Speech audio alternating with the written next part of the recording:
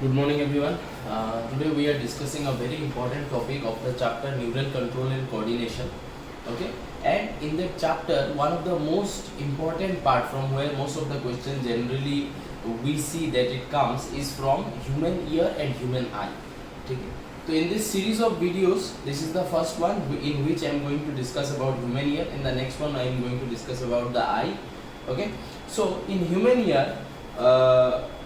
We know where it is located, okay, how it looks, what are the internal mechanism, how this ear helps us to do the necessary sensory function, how it does it, that is what we are going to study today. Okay, so first just an introduction that human ear performs two functions. One is hearing. Hearing is basically done with the help of a organ called as organ of Corti, CORTI. organ of Corti के मदद से hearing का काम होगा, and maintenance of body balance, and that is going to be done by whom? Vestibular apparatus. Okay, so vestibular apparatus will give us the necessary balance. Now I am standing and teaching you. Okay, how I am doing that? I am doing that with the help of vestibular apparatus. Okay, which is giving me this balance so that I can stand straight and speak and talk or discuss about the necessary topic. Okay, now the human ear is divided into three parts: outer ear, middle ear, inner ear. This part is little bit confusing because in ear you are going to find a lot of names. You will have to remember a lot of names. Okay, and you will have to remember them because remembering those names are going to connect one portion with the other. It will connect you with the mechanism. It will carry this entire discussion in a flow. So knowing the names of each of these parts, like, and what are their constituents, ठीक है, इनके अंदर और क्या क्या है, ठीक है, वो सब के बारे में भी जानना इंपॉर्टेंट है. तो three parts. The first one is outer ear.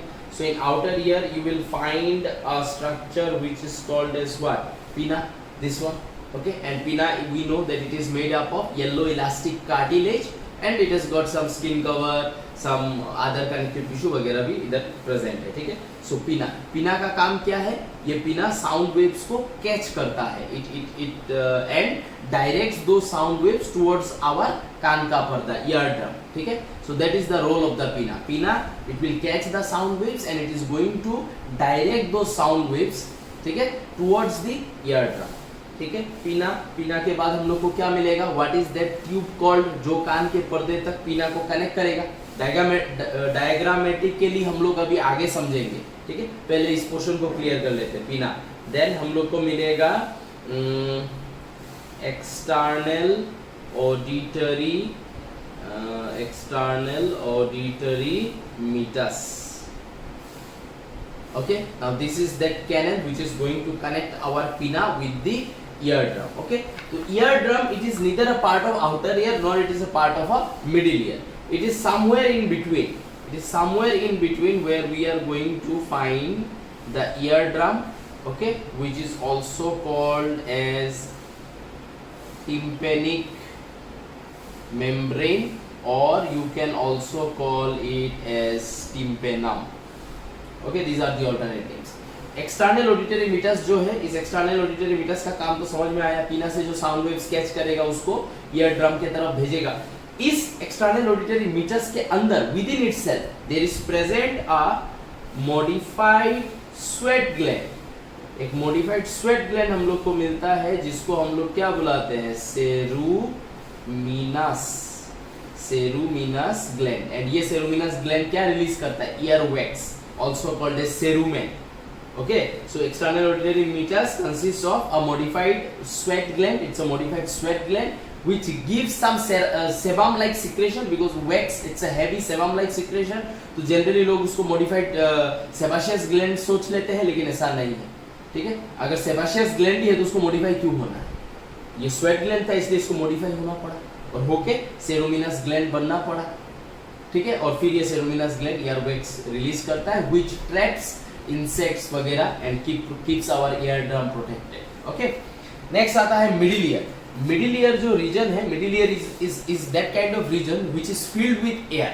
वो अपने में एक एयर कैविटी है मिडिल ईयर. ठीक है, तो इस आउटर ईयर का पिना, एक्सटर्नल ऑडिटरी, इसका अपना एक एयर कैविटी होगा जो डायरेक्टली आउटर एनवायरनमेंट के साथ कनेक्टेड होगा. बीच में आएगा कान का पर्दा. कान के पर्दे के पीछे का जो हिस्सा है वो भी एक एयर कैविटी है. ठीक है, एंड उस कैविटी एंड उस कैविटी को हम लोग क्या बुलाते हैं, we call it tympanic cavity. To save time मैंने थोड़ा लिखने का काम कर लिया है, ठीक है, that is called as tympanic cavity. इस कान के पर्दे के इस तरफ जो है tympanic cavity. Okay, now middle ear का क्या क्या कैरेक्टर्स हो सकते हैं। Middle ear it is a air filled cavity, और इस कैविटी को हम लोग टिम्पेनिक कैविटी बोलते हैं, जो मैंने अभी जस्ट बोला। इस एयर फिल्ड कैविटी में अगर एयर आना जाना कर रहा है तो वो एयर आना जाना किसी के थ्रू कर रहा होगा। किसके थ्रू कर रहा है, इस ट्यूब के थ्रू कर रहा है, जिसका नाम क्या है, यूस्टाचियन ट्यूब। ठीक है, अब यूस्टाचियन ट्यूब रिलेटेड बहुत सारा पॉइंट है। That Eustachian tube it is a 35 millimetre long tube, ठीक है, एंड 3 मिलीमीटर इन डायमीटर, तो डायमीटर काफी नैरो है। ये tube middle ear cavity, tympanic cavity connect करता है किसके साथ, फेरिंग्स के साथ। जिस पोर्शन में वो आके फेरिंग्स में खुलता है, दैट यूस्टाचियन ट्यूब, ठीक है, जिस पॉइंट में टिम्पेनिक कैविटी से यूस्टाचियन ट्यूब आके फेरिंग्स में खुलता है, उस पॉइंट पे हम लोग को टॉन्सिल भी मिलता है, called as tubal tonsil. Eustachian tube is named after a scientist who discovered or who named this tube or who founded this tube, named as Bartolomeo Eustachi, Bartolomeo Bartolomeo Eustachi, Eustachi। तो इसलिए उसने अपने नाम के ऊपर tube का नाम रखा यूस्टाचियन ट्यूब। ठीक है, तो मिडिल ईयर एक एयरफील्ड कैविटी है, कान के पर्दे के अंदर के तरफ एक एयरफील्ड कैविटी है, जिसमें हम लोग को यूस्टाचियन ट्यूब मिलेगा, जो इस एयर का आवन जावन करने में हेल्प करेगा। And in that cavity we are going to find bony ear ossicles. Bony ear ossicle is a very important and unique character for mammals. Mammals have bony ear ossicles, and that bony ear ossicle, ठीक है, क्या करेगा, ear ossicle क्या करता है, basically कान के पर्दे से कनेक्शन क्रिएट करता है to the inner ear. That is the role of the bony ossicle, any kind of ear ossicle, not only bony, any kind of ear ossicles. Fish में हम लोग को वेबेरियन ossicles मिला, एम्फीबिया रेप्टाइल में हम लोग को कोलुमेला ओरिस मिला, ठीक है, even in birds we got columella auris. Ear ossicle being bony, it's a exclusive mammalian feature. समझ में आया कि नहीं। तो हम लोग भी मेमल है, हमारा भी ईयर ओसिकल बोनी होगा, तो हमारा जो ईयर ओसिकल बोनी होगा वो इस ईयर ड्रम को कनेक्ट करेगा विथ आवर इनर ईयर। और इस बोनी ईयर ओसिकल्स में क्या क्या बोन प्रेजेंट होगा, 3 टाइप का बोन प्रेजेंट होगा, मेलियस, इनकस, स्टेपिस।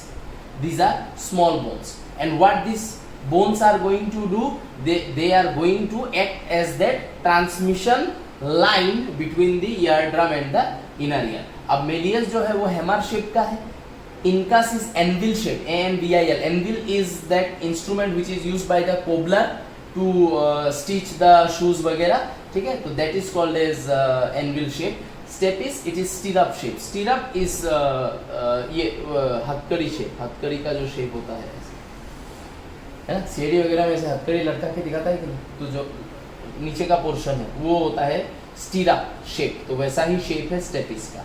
ठीक है, अब इन बोन्स के बीच में, इन मेलियस एंड इनकस के बीच में हम लोग को बॉल एंड सॉकेट जॉइंट मिलेगा, इनकस एंड स्टेपिस के बीच में हम लोगों को हैंड जॉइंट मिलेगा। तो ये सब कुछ इंफॉर्मेटिव पॉइंट है, याद रखना।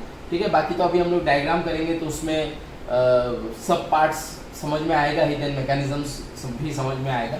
तो मिडिल ईयर पोर्शन जैसे हम लोग क्रॉस करेंगे, we will get inner ear, and inner ear is basically what kind of structure, it's a bony structure called as labyrinth. अब ये जो इनर ईयर है, ये इनर ईयर देखने में ऐसा होता है, it's a capital D kind of structure. थोड़ा सा ये वाला पोर्शन डीप है नॉर्मल डी से, ठीक है कि नहीं, तो वैसा टाइप का स्ट्रक्चर है जिसको हम लोग लेब्रिन बोलते हैं। And inside this labyrinth we are going to find cochlea, COCHLEA. You might have studied about cochlea in 8, 9, 10. Okay, that inner ear is represented by cochlea. Why do we say that statement, that inner ear is represented by cochlea? Because cochlea is a very important structure. Why? Because cochlea bears 2 kind of sensory organs inside it. पहला, it is organ of Corti, जो हम लोगों को hearing वाला purpose में help करेगा। And the second one is vestibular apparatus, जो उसके बेसल एकदम पीछे के तरफ प्रेजेंट होता है। एंड दोस वेस्टिबुलर एपारेटस का जो भी पार्ट्स है कोक्लिया का, वो हम लोग को मदद करता है for maintenance of body balance, चाहे वो स्टैटिक हो या डायनामिक हो। स्टैटिक माने जब बॉडी रुका हुआ है, जिसकी मेरा अभी, डायनामिक माने when the body is in motion. You will need balance in both of these circumstances. So चाहे static balance हो या dynamic balance हो, it will be provided by the vestibular apparatus which is situated at the terminal मान एकदम end part of the cochlea. समझ में आया होगा यहाँ तक? तो ये एक आउटलाइन दे दिया है. अभी we will make diagram and from the diagram we will label all these things, ठीक है, in the diagram, and then once you are well acquainted with all the labeling that I will do it, then we will go for mechanism. इसलिए पहले एक बार हर part का एक introduction दे देना important था, so that ये नाम तुम लोग को नाम्स तुम लोग को याद हो जाए, क्योंकि नाम्स तुम लोग को याद हो जाएगा तो one names will make some connection with the another names. तो इसके वजह से क्या होगा, वो मैकेनिज्म एक फ्लो में समझ में आएगा. इसके लिए सब नाम याद रखना इंपॉर्टेंट है, ठीक है. तो now I will make diagram and from the diagram we will try to understand the mechanism as well as different parts का कौन कहाँ लोकेटेड है, ठीक है.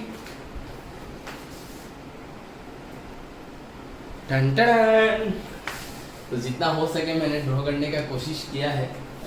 आई होप कि तुम लोग कनेक्ट कर जाओ, बिकॉज डायग्राम काफ़ी बड़ा है और स्पेस काफ़ी छोटा है, ठीक है. तो फिर भी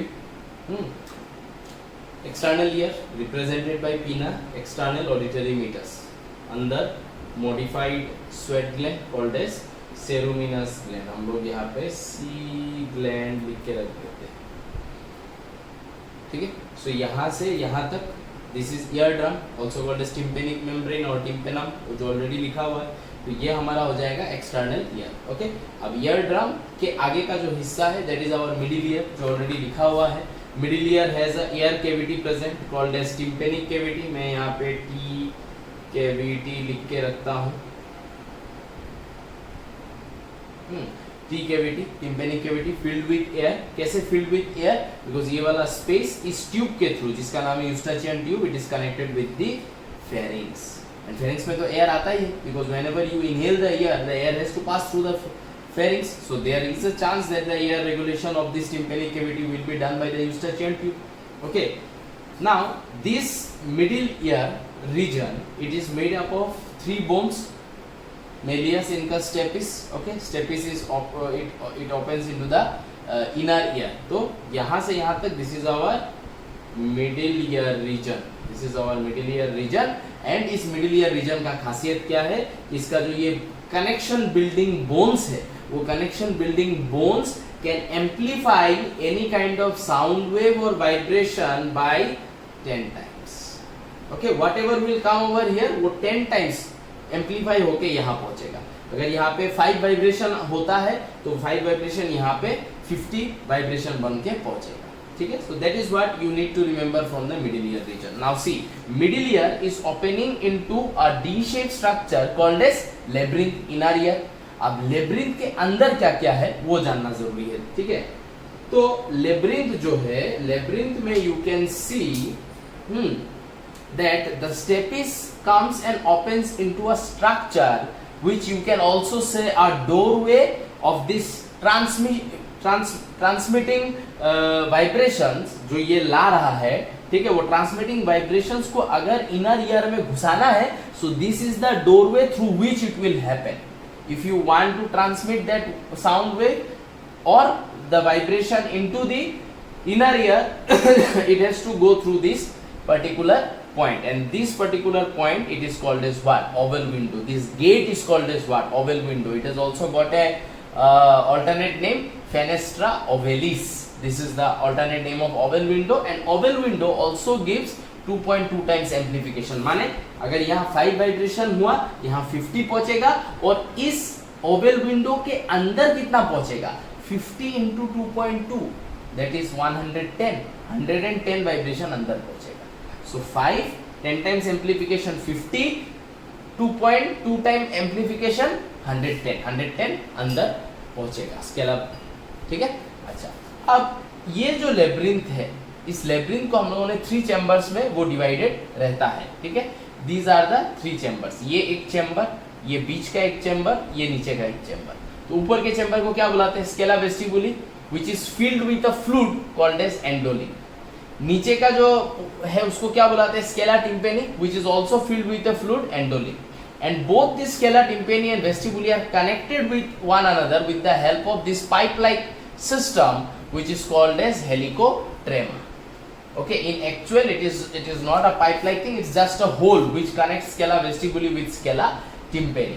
Okay, and that particular hole through which these two cavity will be connected with one another, it is called as helicodrama. ठीक है, अब बीच वाला कैविटी का डिस्कशन में आते हैं. बिकॉज ये दोनों कैविटी इंटरकनेक्टेड है तो दोनों का लिंक सेम है, एंडोलिम्ब एंडोलिम्ब. लेकिन बीच का जो चेंबर है वो दोनों से आइसोलेटेड टाइप का है. नाउ द बीच का chamber it is called Scala media. Media माने मिडिल है.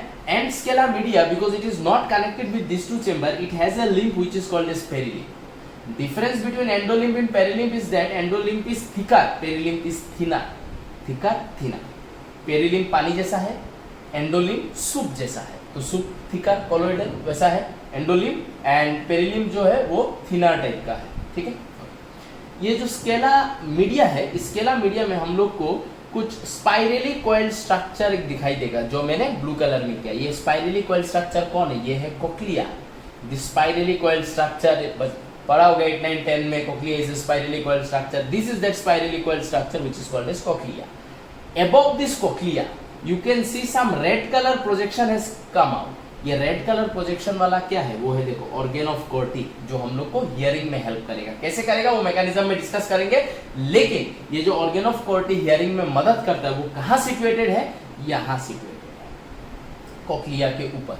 ऑर्गन ऑफ कोर्टी के ऊपर निकलता है कुछ सिलिया, सिलिया के ऊपर निकलता है कुछ स्टीरियोसिलिया. तो यहाँ पे सिलिया को मैंने रेड में दिया है एंड रेड के ऊपर जो ब्लैक दिया है that is what I am representing स्टीरियोसिलिया. Okay, that is more finer form of cilia.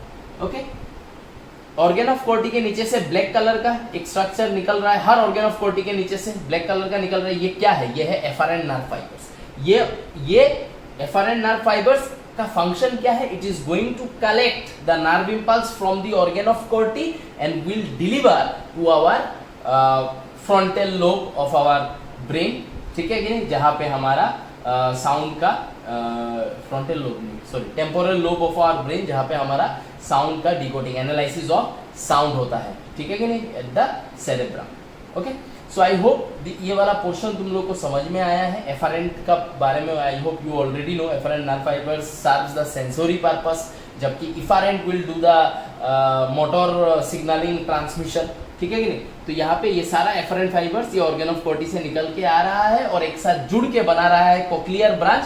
Cochlear branch in nerve impulses को यहाँ से कैरी करके ब्रेन तक पहुँचा देगा टू द टेम्पोरल लोब, जहाँ पे डिकोडिंग ऑफ द साउंड वगैरह होता है. ठीक है, सो आई होप यहाँ तक तुम लोग को समझ में आया है. ठीक है, ये जो हमारा नीचे का चेंबर है स्केला टिम्पेनी और scala media, both of them are separated by a membrane. जैसे ऊपर एक मेम्ब्रेन है जिसका नाम है रेजनर मेम्ब्रेन, वैसे ही ये नीचे वाला मेम्ब्रेन का नाम है बेसिलर मेम्ब्रेन. ये Reissner membrane and basilar membrane are responsible for creating 3 chambers, जिसमें scala media is isolated from the other. ठीक है, स्केला टिम्पेनी जो है वो एक राउंड विंडो बोल के स्ट्रक्चर है which is also called as fenestra. F माने ये फेनेस्ट्रा रोटुंडा, ओवेलिस रोटुंडा. ठीक है, तो ये राउंड विंडो कनेक्टेड है किसके साथ? बहुत क्लोजेस्ट प्रोक्सिमिटी में है यूस्टाचियन ट्यूब के. उसका भी एक सिग्निफिकेंस होगा जो समझाऊंगा. ठीक है, Eustachian tube is connected with the pharynx. So this is your levelling structure that you should understand properly before going into the mechanism. ठीक है, तो अच्छे से ये डायग्राम का जो भी लेवलिंग वाला पोर्शन है आई होप समझ में आया है. देखो इतना सारा बताने के बाद भी छूट गया है. ये एक मेम्ब्रेन है जो स्केला मीडिया के अंदर पाया जाता है ऑर्गन ऑफ कोर्टी के ऊपर. This membrane is called as tectorial membrane and it is located inside the scala media.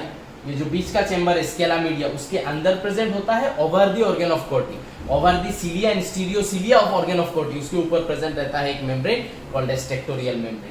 Below the Reissner, above the organ of Corti, located inside the scala media. तो I hope मैंने सारा levelling का सब कुछ तुम लोग को बता दिया है कि कौन क्या करता है, किसका काम क्या है या कौन कहाँ प्रेजेंट है. ठीक है, तो लेवलिंग समझना बहुत इंपॉर्टेंट है. लगने से if you did not understand then please थोड़ा सा रिवाइंड करके जाओ, जाके फिर से थोड़ा सा वो लेवलिंग वाला पोर्शन देखो, then come back and then join for the mechanism, because now I am going to talk about mechanism and we are going to do that the end of human ear. ठीक है, so I hope यहाँ तक समझ में आया है. So I hope levelling तुम लोग को समझ में आ गया है एंड लेवलिंग रिलेटेड जिसका भी जो फंक्शन है आई होप वो भी क्लियर है. ठीक है, तो अब हम लोग आगे बढ़ेंगे. ठीक है। तो यहाँ पे देखो जैसे कि सबका फंक्शन डिस्कस किया था वैसे ही स्टार्ट होगा, एकदम एब्सोल्यूट कंसंट्रेशन से सुनने का है। Okay, now what was the function of the pinna? What I said, it collects the sound waves from the outer atmosphere, so that is why it is designed in such a way we have this certain kind of folds in our ear. And why these folds are present? These are present or these are function, मतलब इनका design ऐसा है, ठीक है, they are designed in such a way that it will catch the sound waves from the outer atmosphere and it will swiftly direct them inwardly through the external auditory meters, and that is how it is designed. Now the bigger is the pinna, the smoother is the pinna, the better is the reception for the sound waves. Okay, now that is why we see that the dog, cats and those other members of their family, they have such a quick and better range of hearing than us. And why do they have that? Because they have a much more well directed pinna present, much more well directed than us. यहाँ पे हमारा पिना जो काम कर रहा है उससे उनका बेटर करता है। Elephant, they can hear sound from a distance of 2-3 kilometers. Now, how is that possible? Their pinna is designed in such a way that they can do the sound reception of 2-3 kilometer दूर का। अब ये पिना हमारा में क्या काम करेगा? You understood that it will catch the sound waves and direct those sound waves through the external auditory meters. Now these sound waves are going to go like this and it is going to hit the eardrum.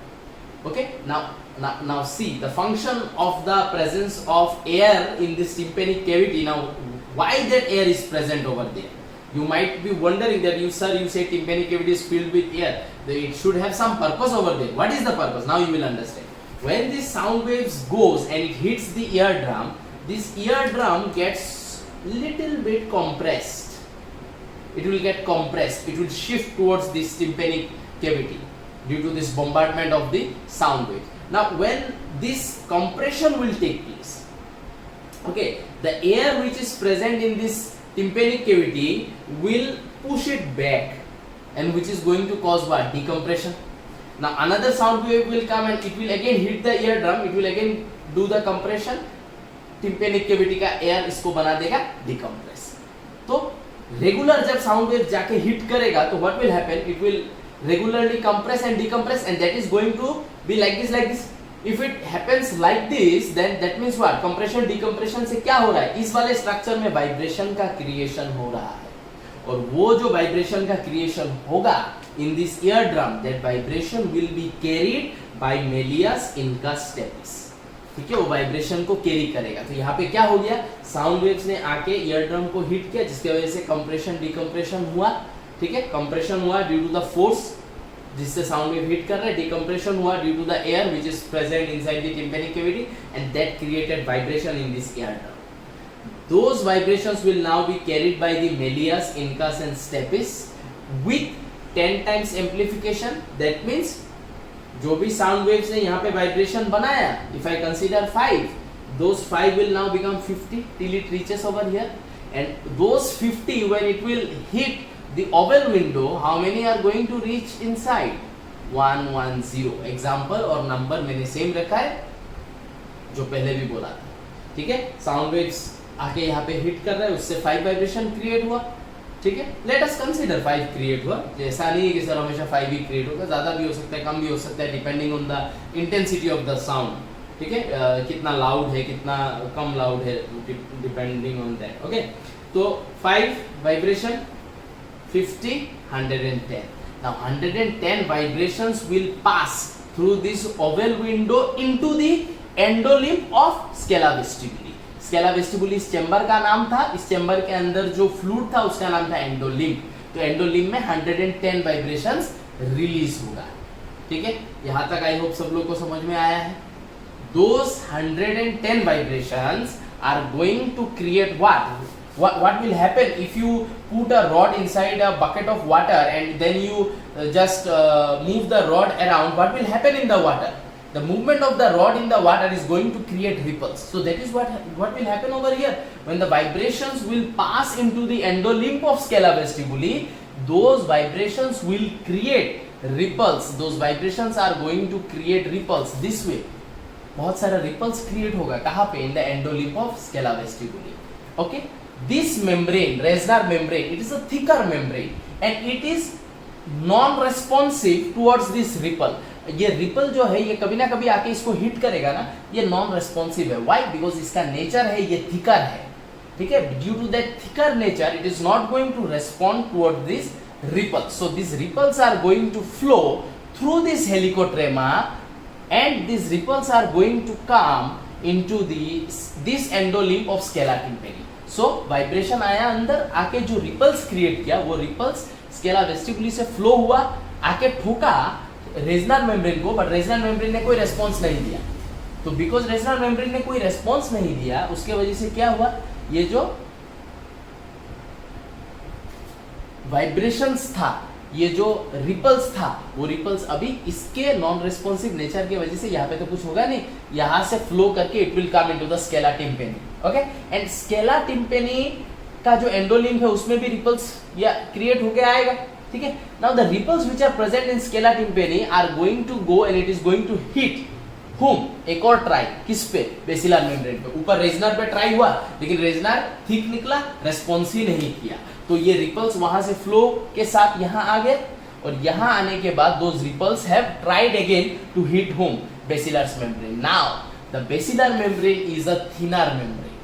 अब ये basilar membrane क्या करेगा, ये basilar membrane thinner होने के वजह से ये बेसिलर मेम्ब्रेन में वाइब्रेशंस क्रिएट होगा। वो वाइब्रेशन बेसिलर मेम्ब्रेन से ऊपर के तरफ जाएगा। ऊपर के तरफ जाएगा माने कहाँ जाएगा? स्केला मीडिया में। Scala media is filled with what? Perilymph. Perilymph मैंने क्या बोला था? थिनर है। तो पेरिलिम्फ में क्या होगा, यहाँ पे जितना बड़ा बड़ा रिपल्स है उससे भी बड़ा बड़ा रिपल्स यहाँ पे क्रिएट होगा,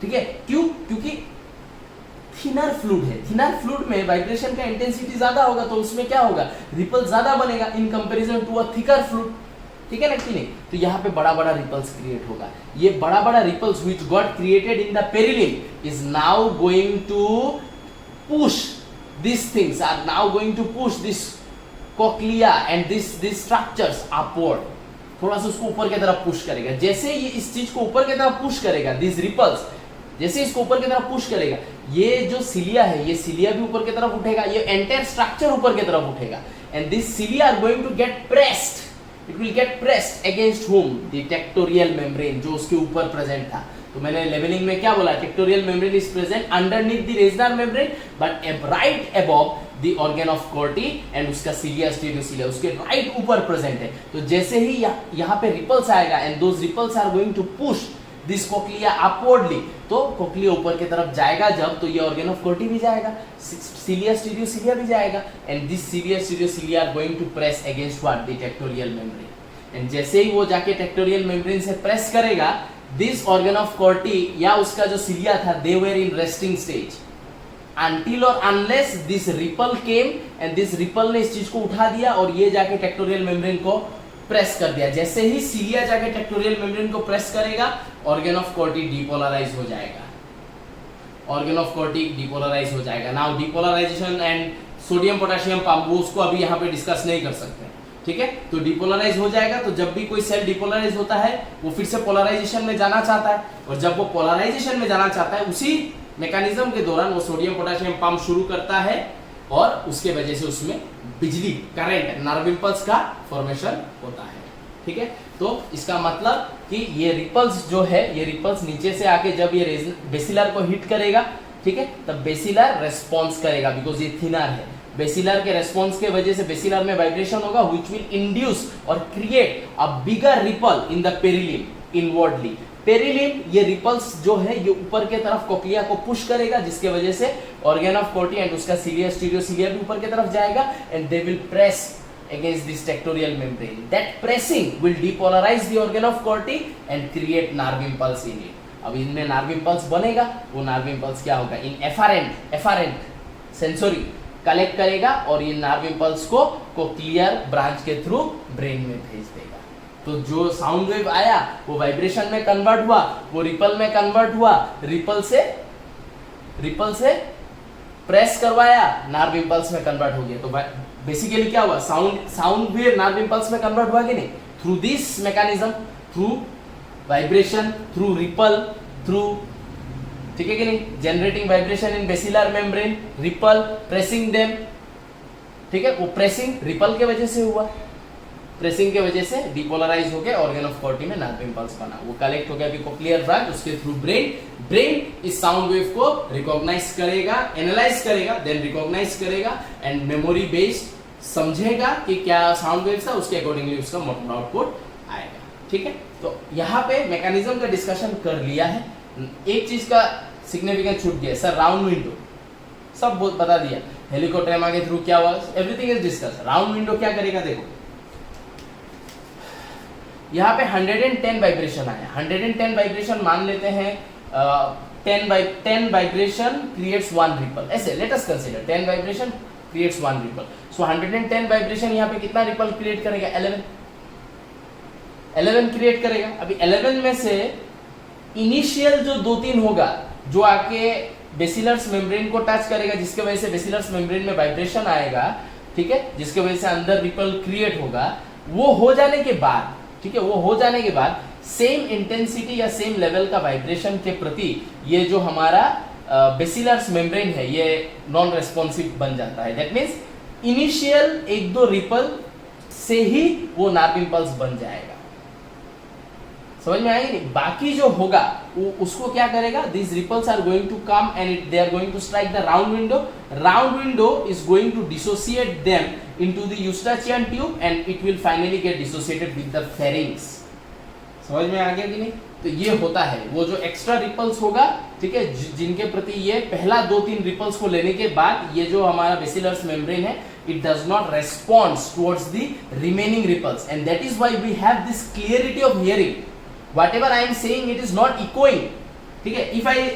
if at this moment if I am saying ear, मैंने ईयर बोला तो ईयर जो सिर्फ ईयर जो बोला उसका साउंड वेव्स को तुम्हारे कान ने कैच किया, भेजा, अब उसी एक वर्ड ईयर का यहाँ पे 5 वाइब्रेशन बना, ठीक है, 5 का यहाँ पे बना कितना 50, 2.2x 110 अंदर गया, अब 110 ने 11 रिपल्स क्रिएट किया ना, all those 11 ripples are of the first only a single word ear. अब क्या होगा, ये 11 रिपल्स नीचे जाएगा, पहला रिपल्स जाके टच करेगा, उसके वजह से अंदर वाइब्रेशन क्रिएट होगा, वो इसको प्रेस करके नर्व इंपल्स बना देगा। बाकी जो रिपल्स है उनका यहाँ पे कोई काम नहीं है, बाकी रिपल्स जो है उसको तुरंत राउंड विंडो तक फ्लो करवाया जाएगा, राउंड विंडो से वो डिसोसिएट हो जाएगा into Eustachian tube, finally through the pharynx, and that is why when I say ear you will hear only ear. फिर ड्रम बोलूंगा फिर ड्रम सुनाई देगा, ऐसा नहीं होगा कि ईयर 2 बार सुनाई दे दिया, 11 बार सुनाई दे दिया, ऐसा नहीं होगा, until or unless you are into that echoing kind of room। echoing kind of room में तो जब कोई बोलता है तो कोई साउंड वेव जल्दी से टकरा के आके घुस जाता है, उसका बन जाता है, तब तक जब तक उसका बनेगा तब तक दूसरा साउंड वेव आके उसके बाद घुसेगा सेम वर्ड का, क्योंकि वो ज्यादा दूर से टकरा के आया है, इसलिए इको होता है, ठीक है कि नहीं। लेकिन एक मोमेंट पे, एक टाइम पे, एक मतलब जस्ट एक 0.01 सेकेंड में, ठीक है कि नहीं, लेट अस कंसीडर, उसमें जो तुमको सुनाई दे रहा है वो इको नहीं हो रहा है, ठीक है कि नहीं। अगर इकोइंग टाइप का एनवायरनमेंट नहीं है, नॉर्मल एनवायरनमेंट में हम लोग बात कर रहे हैं, तो 0.01 सेकेंड में जो बोलेंगे सिर्फ वही सुनाई देगा, और followed by the next word, not the same word हमारे कान में 2 बार नहीं बजेगा। If I am saying a sentence तो पहला word, second word, third word, fourth word clarity में सुनाई देगा, क्यों, क्योंकि पहला वर्ड वो पहले निकला, उसका साउंड वेव्स का ये होके रिपल्स होके प्रेस होके वो चला गया, बाकियों को डिस्कार्ड कर दिया गया तुरंत, तब तक सेकंड वर्ड का साउंड वेव आ रहा है, उसका रिपल बन रहा है, तब तक पहला वाला का डिस्कार्ड हो गया, नर्व इंपल्स बन गया, सेकंड वाला का भी रिपल बनेगा, इधर आएगा, प्रेस करेगा, उसका बनेगा, तब तक थर्ड वाला वर्ड का जा रहा है, तो इट इज लाइक दैट। और पढ़ाने में देखो कितना टाइम लगा, लेकिन सुनने में इतना टाइम नहीं लगता है, माने ये मैकेनिज्म कितना भयंकर फास्ट है उसको समझ लो। और मुझे पता नहीं मैं झुक के आज क्यों पढ़ा रहा हूँ, मैं थोड़ा ज़्यादा इन्वॉल्व हो गया, but this is how our ear behaves, this is what is the mechanism. Okay, now nerve impulse, sodium potassium pump, that you will have to know in order to understand polarization, depolarization, that's a complete different discussion, ठीक है। So this is how our ear behaves and this is the mechanism that I had to discuss with you all, okay। So I hope you understood the mechanism. In the next class I will be discussing about eye, okay। So I hope you understood it. Bye bye.